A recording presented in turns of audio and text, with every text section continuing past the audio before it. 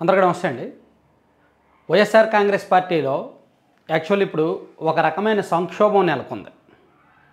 ఆ పార్టీ మీద పనిగట్టుకొని వీడియోస్ చేయాలనో, లేదంటే ఆ పార్టీ మీద పగబెట్టో, ఆ పార్టీ మీద వ్యతిరేకమో కాదు. ఆ పార్టీలో జరుగుతున్న పరిణామాలు రాష్ట్ర రాజకీయాలను కుదిపేస్తున్నాయి. ఆ పార్టీని కూడా అంతర్గతంగా కుదిపేస్తున్నాయి. ఎందుకంటే 151 మంది ఎమ్మెల్యేలు ఉన్నప్పుడు 156 లక్షల ఓట్లు పడినప్పుడు ఖచ్చితంగా రెండోసారి అట్లీస్ట్ 120, 110 సీట్లతో అయినా ఆ పార్టీ అధికారంలో నిలబడాలి. నిలబడితేనే గత 5 ఏళ్ల కిందట గెలిచిన గెలుపునకు సార్థకత కదా. ఇప్పుడు 2004లో రాజశేఖర రెడ్డి గారు 248 సీట్లు అనుకుంటూ వచ్చాయి దాదాపుగా. 2009 వచ్చేసరికి జస్ట్ మ్యాజిక్ ఫిగర్కి ఒక 6-7 సీట్లు పెరిగాయి. నాకు కరెక్ట్ గుర్తులేదు కానీ 156 వచ్చాయి. అంటే అధికారాన్ని నిలబెట్టుకున్నారు, కానీ సీట్లు బాగా తగ్గాయి, ఓటింగ్ పర్సంటేజ్ తగ్గింది. సో ఇప్పుడు కూడా జగన్మోహన్ రెడ్డి గారు 2019లో 151 సీట్లు వచ్చాయి కాబట్టి 2024లో కనీసం 120, 110 సీట్లు నిలబెట్టుకుంటే సార్థకత ఉన్నట్టు, అట్లీస్ట్ ఒక 100. మరి ఆ పరిస్థితి ఉందా లేదా అంటే ఎవరికి వాళ్ళకి ఆత్మసాక్షిగా సమాధానం చెప్పుకోవచ్చు, ఉందా లేదా అనేది. సరే, అది పక్కన పెడితే వైఎస్ఆర్ కాంగ్రెస్ పార్టీలో చాలామంది నాయకులు అంతర్గతంగా అసంతృప్తిగా ఉన్నమాట వాస్తవమే, అందరికీ తెలుసు. సో ఇప్పుడు మనందరికీ తెలిసిన పేరు కేవీపీ రామచంద్రరావు గారు. వైఎస్ రాజశేఖర రెడ్డి గారికి అత్యంత సన్నిహితులు. వైఎస్ రాజశేఖర రెడ్డి గారికి ప్రయాణమిత్రుడు ఆయన రాజశేఖర రెడ్డి గారి మరణం తర్వాత కూడా జగన్మోహన్ రెడ్డి గారు వెంటలేరు. ఆయన కాంగ్రెస్ పార్టీలోనే ఉన్నారు, కాంగ్రెస్ పార్టీకి ఆత్మబంధువుగానే ఉన్నారు, కాంగ్రెస్ పార్టీలోనే ఉన్నారు. సో ఇప్పుడు షర్మిల గారికి పీసీసీ చీఫ్ ఇవ్వడంలో ఆయనే ప్రధాన పాత్ర పోషించారు.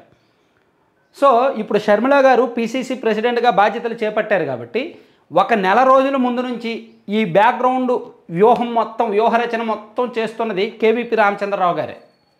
ఆయన మొత్తం కర్త కర్మ క్రియ మొత్తం ఆయనే ఉండి నడిపిస్తున్నాడు. ఆంధ్రప్రదేశ్లో జగన్మోహన్ రెడ్డి గారి పరిపాలన బాలేదు. ఆంధ్రప్రదేశ్లో వైసీపీ మళ్ళీ అధికారంలోకి వచ్చే అవకాశం లేదు. కాబట్టి ఆంధ్రప్రదేశ్లో కాంగ్రెస్ పార్టీకి స్కోప్ ఉంది, ఓటింగ్ పర్సంటేజ్ పెంచుకోవచ్చు, కొన్ని సీట్లు తెచ్చుకోవచ్చు. సో నెక్స్ట్ ఎలక్షన్కి ప్రధాన పోటీదారుగా మారచ్చు అనే ఒక వ్యూహంతో కాంగ్రెస్ పార్టీ ఆంధ్రప్రదేశ్లో వై నాట్ ఏపీ అనే నినాదంతో మొదలైంది. సో ఇదంతా కూడా ఇప్పుడు షర్మిల గారు కేవీపీ రామచంద్రరావు గారి డైరెక్షన్లోనే నడుస్తున్నారు. ఆయన ఏం చేస్తున్నారు, టీడీపీ ప్లస్ వైసీపీలో ఉన్న టాప్ మోస్ట్ లీడర్స్లోకి టచ్లోకి వెళ్తున్నారు. టీడీపీలో ఉన్న లీడర్స్తో కూడా మొదటి నుంచి టీడీపీలో ఉన్న వాళ్ళతో వెళ్ళట్లా, కాంగ్రెస్ నుంచి టీడీపీలోకి వచ్చిన నాయకులతో టచ్లోకి వెళ్తున్నారు. జేసీ దివాకర్ రెడ్డి గారు, మాగంటి బాబు గారు లాంటి నాయకులతో.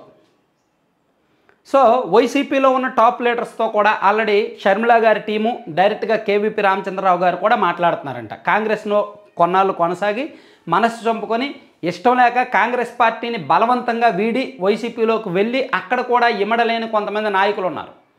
అఫ్కోర్స్ అక్కడ ఉన్నప్పటికీ కాంగ్రెస్ పార్టీ మీద అభిమానం ఉన్న నాయకులు కొంతమంది ఉన్నారు. ధర్మాన ప్రసాదరావు గారు, బొత్స సత్యనారాయణ గారు, డిఎల్ రవీంద్ర గారు అంటే ఆయన వైసీపీలో లేరులే, కానీ అటువంటి నాయకులు, అలాగే ఇంకొంతమంది నాయకులు ఉన్నారు. సో వాళ్ళందరినీ కూడా మళ్ళీ కాంగ్రెస్ పార్టీలోకి తెచ్చుకోవాలి అనేది ఒక వ్యూహం. అందుకే వైసీపీలో కీలకంగా వ్యవహరిస్తున్న టాప్ 20 లీడర్స్లో, కాంగ్రెస్ నుంచి వైసీపీకి వెళ్ళిన లీడర్స్లో ఎమ్మెల్యేలు కావచ్చు, సిట్టింగ్ మంత్రులు కావచ్చు, చాలామందితో నేరుగా కేవీపీ రామచంద్రరావు గారు, కొంతమందితో నేరుగా షర్మిల గారే మాట్లాడి కాంగ్రెస్ పార్టీలోకి ఆహ్వానిస్తున్నారంట. సో ఇప్పుడు పరిస్థితి బాగాలేదు, వైసీపీ పరిస్థితి బాగాలేదు, కాంగ్రెస్ పార్టీ లేచే అవకాశం ఉంది, కాంగ్రెస్ పార్టీకి ఓటింగ్ పెరిగే అవకాశం ఉంది, మీరు కూడా చేరితే మీరు గెలిచే అవకాశం ఉంటుంది. సో 2029 నాటికి మనమే ప్రధాన పోటీదారు అవుతాము, అప్పటికి రాజకీయాలు మారిపోతాయి, మనం కేంద్రంలో అధికారంలోకి రాబోతున్నాము అని చాలామందిని ఆహ్వానిస్తున్నారన్నమాట. సో మొత్తానికి వైసీపీకి పెద్ద దెబ్బ, జగన్మోహన్ రెడ్డి గారికి పెద్ద దెబ్బ తీయడానికి ఈ కాంగ్రెస్ పార్టీ ఒక పెద్ద వ్యూహాన్నే సిద్ధం చేసినట్టు తెలుస్తోంది. Thank you.